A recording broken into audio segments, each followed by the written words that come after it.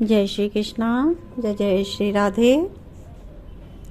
श्री कृष्ण चरित अमृतम भाग 118। आज हम श्रवण करेंगे वेणु धर्म के आचार्य श्याम सुंदर।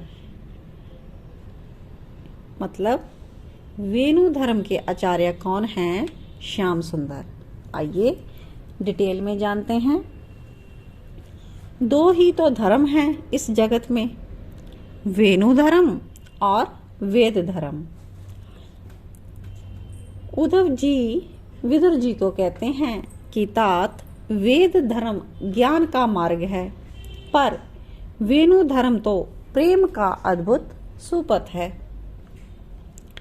वेद में सबका अधिकार कहाँ, पर वेणु में तो ब्राह्मण या शूद्र की छोड़ो, वन पशु पक्षी नदी पर्वत सबका अधिकार है। इसमें जड़ भी चेतन हो उठते हैं। ये प्रेम है। यहाँ वेणु बजती है तो यमुना उछलती हुई नंद नंदन के चरणों के पास पहुंच जाती है। तात बादल बरस जाते हैं इस वेणु को सुनते ही, मोर नृत्य करने लग जाते हैं, हिरनियां बावरी हो जाती हैं। गौएं तृण चरना छोड़कर उन्मत्त सी श्याम सुंदर को ही निहारती रहती हैं। बछड़े भी दूध पीना छोड़ देते हैं, कानों को खड़ा करके वे प्रेम के स्वर को ही सुनते हैं। हे तात, इस वेणु धर्म को प्रकट श्याम सुंदर ने ही तो किया है। समस्त जगत को सरलतम मार्ग दिखाया है प्रेम का, यही है वेणु धर्म। प्रेम को आप कुछ भी कह सकते हैं, ध्यान धारणा समाधि सब प्रेम है। देहातीत हो उठता है प्रेमी, वो क्या बोल रहा है उसे पता नहीं होता, प्रेम ही उससे कुछ भी बुलवाता है। वो अपने में ही कहाँ होता है, वो प्रेम के नचाए नाच रहा होता है। श्री कीर्ति किशोरी यानी श्री राधा जी जब वृंदावन में बांसुरी सुनती हैं, तब उन्मत्त सी होकर वो भावात्रेक में बोलने लगती हैं। क्या कहती हैं? इस बांसुरी ने तो पता नहीं क्या जादू कर रखा है। अरे ये तो ब्रह्मा से भी आगे निकल रही है। ब्रह्मा अपनी सृष्टि से जैसे सबको मोहित करके रखते हैं, ऐसे ही ये अपितु ब्रह्मा से भी बढ़कर। पर प्रियाजू, ब्रह्मा की उपमा इस बांसुरी से? ललिता सखी पूछती है। ब्रह्मा के तो 4 मुख हैं और चारों से वे उपदेश देते हैं वेद धर्म का। और श्री जी ये सुनकर हंसती हैं, उन्मत्त भाव से हंसती हैं। अरे मेरी सखी ललिते, ब्रह्मा के तो 4 ही मुख हैं, इसके तो 8 मुख हैं। ब्रह्मा तो 4 मुख से ही वेद धर्म का उपदेश करते हैं, ये तो 8 मुख से प्रेम धर्म का उपदेश ही नहीं, जबरदस्ती पालन भी करवाती है और करना पड़ता है ना चाहने के बाद भी। हंसती हैं श्री राधा रानी ये सब कहते हुए। ललिता फिर पूछती हैं, पर ब्रह्मा ने तो कमल पर बैठ सृष्टि की है, इस बांसुरी ने कौन सी सृष्टि की है? ब्रह्मा कमल पर बैठते हैं तो ये भी तो श्याम सुंदर के कमलों पर विराजमान रहती है, और श्याम सुंदर के मुख कमल को तकिया भी तो बनाती है। फिर बड़े आनंद से प्रेम की सृष्टि से ये निरंतर करती है। ब्रह्मा तो हंस पर बैठते हैं। ललिता बोली, अच्छा ब्रह्मा तो बेचारे एक ही हंस पर बैठते हैं, पर ये बांसुरी तो हम जैसे हजारों लाखों कोटि कोटि प्रेमियों के मानस हंस पर विराजती है। श्री जी ने भाव में उत्तर दिया। अच्छा ब्रह्मा वेद पढ़ते हैं तो ये बांसुरी प्रेम पढ़ती है और हम सबको पढ़ाती है। पर इसे वंशी क्यों कहते हैं? क्योंकि ये फंसाती है, जैसे मछली को फंसाया जाता है, वंशी ही डालकर ऐसे ही हम सबको इसने फंसा लिया है। श्री राधा रानी मुस्कुराकर ये सब कह रही हैं। ये पुरुषों को भी फंसाती है और अबला स्त्रियों को ही। किसको फंसाती हैं, पुरुषों को या अबला स्त्रियों को? श्री राधा जी कहती हैं, नहीं, फंसाती तो ये सबको हैं, पर हम स्त्रियां कोमल हृदय की होती है ना, इसलिए हम पहले फंस जाती हैं। तो हमसे अच्छी तो ये वन की हिरनियां हैं, मोरनी, कोयली।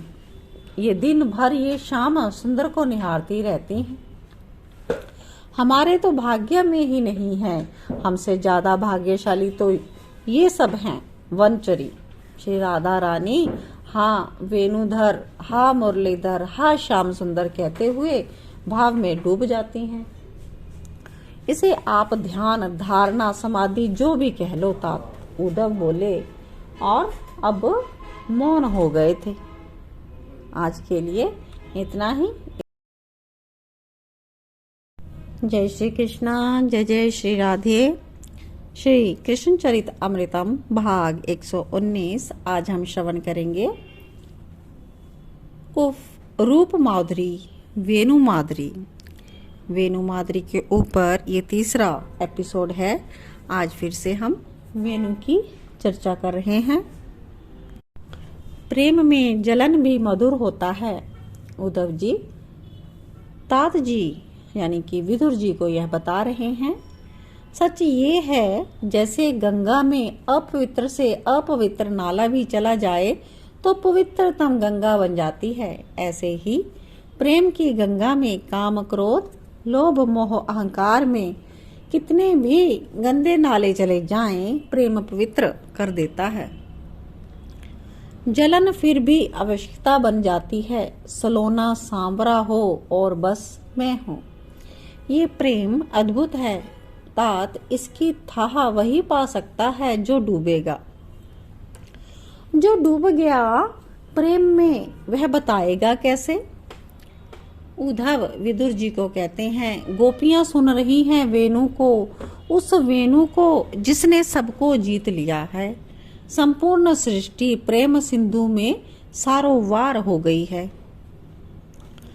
कितना पिएगी अमृत को, अरे निगोड़ी बांसुरी, कुछ तो हमारे लिए भी छोड़ दो।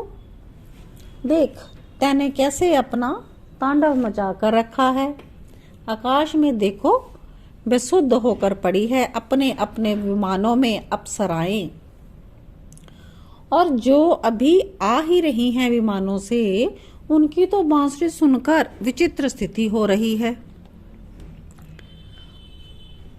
उनकी ये स्थिति देखकर चिंतित हैं सभी, पर जब उनके भी कर्ण रंध्रों से बांसुरी के स्वर चले जाते हैं तो वे भी बेसुध ही हो जाते हैं। श्री राधा रानी भाव की सर्वोच्च स्थिति में विराजमान होकर ये सब अपनी प्रिय सखियों को बता रही हैं। सखी सबकी दशा बिगड़ रही है, पर देख तो हमारे ऊपर इस बांसुरी का अत्याचार। हम तो पहले ही मरी हुई हैं रूप माधुरी का पान करके, श्री कृष्ण की रूप माधुरी का, और उस पर ये बांसुरी और भी वज्राघात कर रही है, जलाकर नमक मिर्च छिड़कना। तभी सामने श्री राधा रानी को वृक्ष में बैठे सहस्रों शुक दिखाई दिए। सबके नेत्र बंद, और वो क्या सुन रहे हैं, बांसुरी की ध्वनि को। सच में सबसे बड़े ऋषि मुनि तो ये पक्षी हैं। कितनी एकाग्रता सध गई है इनकी। इतनी एकाग्रता तो बड़े बड़े योगियों में भी नहीं पाई जाती। सखी देख, अपने नयनों को मूंद कर बिना हलचल के शांत होकर कैसे बैठे हैं, मानो किसी योगी राज की समाधि लग गई हो। पर सच है, जिसने श्याम सुंदर की बांसुरी सुन ली वही महायोगी है। उसको कुछ भी करना नहीं पड़ेगा, सब कुछ बांसुरी ही करेगी। और उधर देखो पारिजात के वृक्ष को, कैसे जब बांसुरी बजाते हुए श्याम सुंदर निकलते हैं तो पारिजात पुष्पों को बरसाना शुरू कर देता है। क्या रूप माधुरी है। इसके बाद वे मुस्कुरा भी रहे हैं, मानो अब तो चारों ओर पुष्प ही पुष्प दिखाई दे रहे हैं। यह देख राधा रानी कुछ देर के लिए स्तब्ध हो जाती है। ओहो, रूप माधुरी और उसके ऊपर से ये वेणु माधुरी, दोनों कानों को बंद करके नेत्रों से आनंद के अश्रु बहाने लगती हैं श्री राधे रानी। तो इस प्रकार से हमने श्री कृष्ण के रूप माधुरी और वेणु माधुरी का आस्वादन किया। आज के लिए इतना ही। जय जय श्री राधे, जय जय श्री कृष्णा। जय राधे जया राधे राधे, जय राधे जया श्री राधे। जय कृष्णा जया कृष्णा कृष्णा, जय कृष्णा प्यारो श्री कृष्णा।